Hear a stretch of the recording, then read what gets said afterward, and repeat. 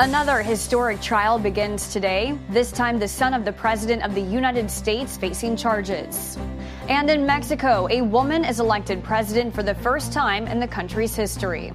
The Morning Rundown starts now.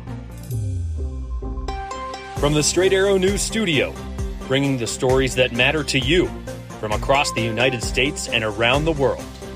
This is the Morning Rundown. Today is Monday, June 3rd. Thank you for joining us. I'm Kara Rucker. Just days after Donald Trump became the first former president to be found guilty on felony charges, President Joe Biden's son Hunter will be making history today. Jury selection is set to begin in the federal gun case against him, making him the first child of a sitting president to go on trial. Hunter Biden is facing 3 felony charges in connection with a 2018 gun purchase. He's charged with lying to a federally licensed gun dealer, making a false claim on the application used to screen firearms applicants when he said he was not a drug user at the time he was admittedly battling addiction. And he's charged with illegally having a gun for 11 days. He's pleaded not guilty to all charges. Hunter Biden has said he feels he's being unfairly targeted by the Justice Department after a deal with prosecutors that would have resolved this case and a separate case into his taxes was thrown out by a judge.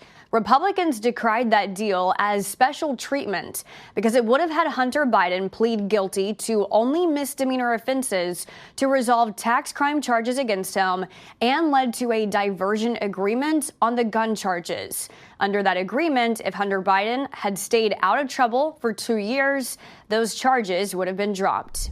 Hunter Biden's separate tax trial, in which he's accused of failing to pay more than $1 million in taxes, is set to begin in September.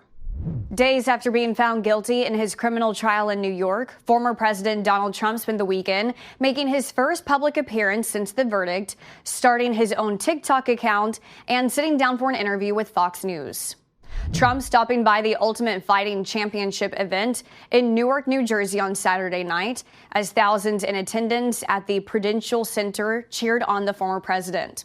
Trump taking that moment to launch his new TikTok account, amassing over 3 million followers as of this morning. His UFC video has more than 60 million views since it was posted. While as president, Trump sought for the U.S. to ban TikTok, he has since changed his mind. Meanwhile, President Joe Biden signed a bill in April that could see TikTok being banned in the country, though his campaign launched an account earlier this year. Trump also sat down for an interview with Fox News that aired on Sunday. When asked about the possibility of facing jail time or house arrest, Trump replied he is okay with it, but says he is not sure the public would stand for it. In the interview, Trump was asked about his political rivals in the wake of the verdict.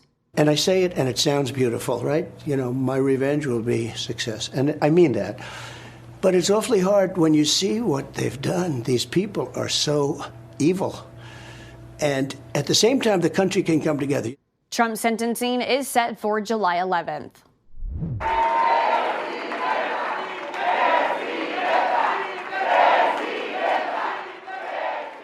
In a historic landslide victory, Claudia Sheinbaum has been elected the first female president of Mexico, as well as the first Jewish person to hold that position.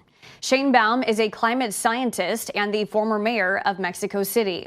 According to the latest data, she received between 58 and 60% of the vote, the highest vote percentage in Mexico's history. In a statement in Spanish on social media, Sheinbaum wrote, "For the first time in 200 years of the Republic, there will be a woman president, and she will be transformative." California firefighters have made significant progress in putting out a wildfire that scorched thousands of acres on Sunday. Officials say the Corral Fire started in San Joaquin County, about 60 miles east of San Francisco, on Saturday and consumed 14,000 acres.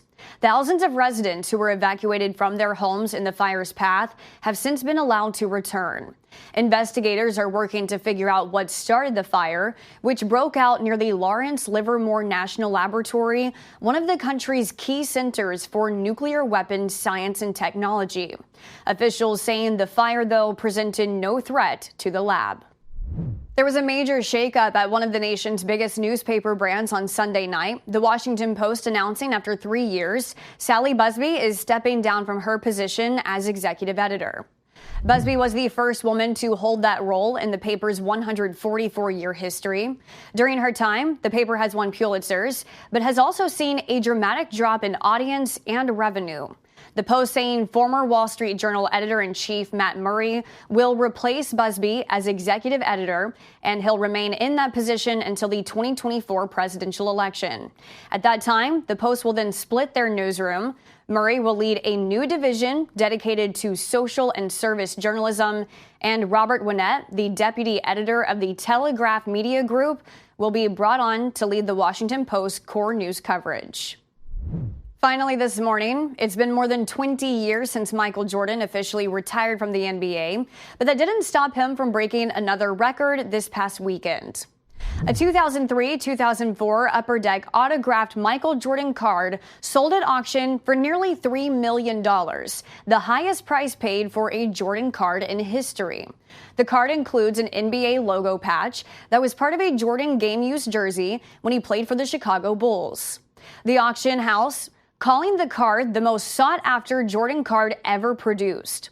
While that may be the case, the price was well below the record for a sports card. That title still belongs to the 1952 Topps Mickey Mantle card that sold for $12.6 million. These are your top stories for this Monday. We'll see you back here tomorrow. Until then, I'm Kara Rucker. Have a great day.